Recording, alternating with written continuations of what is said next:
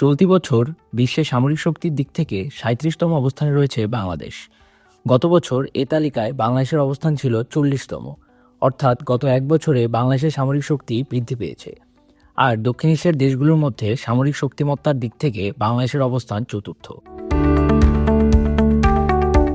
বিগত ২৩-২৪ অর্থ বছরের বাজেট অধিবেশনে তৎকালীন সরকারের পক্ষ থেকে সংসদে জানানো হয়েছিল, সশস্ত্র বাহিনীর সক্ষমতা বাড়াতে রাশিয়া, চীন, তুরস্ক, ভারত সহ সমরাস্ত্র শিল্পে উন্নত বিভিন্ন দেশ থেকে অস্ত্র কেনা হচ্ছে। বিমান, ট্যাঙ্ক থেকে শুরু করে surface two air missile system সহ অত্যাধুনিক সমরাস্ত্রের কথা জানানো হয়েছিল তখন। গ্লোবাল ফায়ার পাওয়ারের হালনাগাদ তথ্য অনুযায়ী বাংলাদেশের সেনাবাহিনীতে সক্রিয় সেনা রয়েছে আনুমানিক ১,৬০,০০০। সেনাবাহিনীতে ট্যাঙ্কের সংখ্যা ৩২০, সামরিক যান রয়েছে ১৩,১০০টি, সেলফ প্রোপেল আর্টিলারি রয়েছে ২৭টি, বাহিনীর টোয়েড আর্টিলারি সংখ্যা ৪৩৭ আর রকেট আর্টিলারি রয়েছে ৭১টি। অপরদিকে বাংলাদেশের নৌবাহিনীর সদস্য সংখ্যা আনুমানিক ২৫,১০০। নৌবাহিনীর জাহাজগুলোর মধ্যে ফ্রিগেট ৭টি, করভেট ৬টি, সাবমেরিন ২টি, টহল নৌযান ৫৫টি এবং মাইন ওয়ারফেয়ার রয়েছে ৫টি।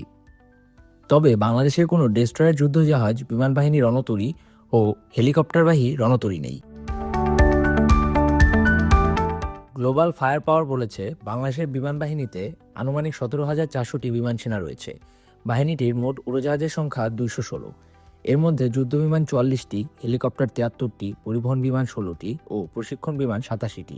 পাশাপাশি বিশেষ অভিযানের জন্য রয়েছে বিমান বাহিনীর ৪টি উড়োজাহাজ। অস্ত্রের জন্য বাংলাদেশ দীর্ঘদিন ধরেই চীনের উপর নির্ভরশীল ছিল। তবে সম্প্রতি তুরস্ক সহ পশ্চিমা কয়েকটি দেশ এই তালিকায় যুক্ত হয়েছে। ভৌগোলিক অবস্থান শক্ত রাখতে এবং নিজেদের অবস্থান জানান দিতেও বাজেট প্রতিরক্ষা খাতে বরাদ্দ বাড়ানো হচ্ছে। চলতি বছর অর্থ বছরের প্রতীক্ষা বাজেট প্রায় ৪২ লক্ষ কোটি টাকা। এর আগে ২৩-২৪ অর্থ বছরে প্রতিরক্ষা খাতে প্রায় ৩৮,০০০ কোটি টাকা বরাদ্দ দেওয়া হয়েছিল, অর্থাৎ প্রায় ৪,০০০ কোটি টাকা ব্যয় বেড়েছে এ খাতে।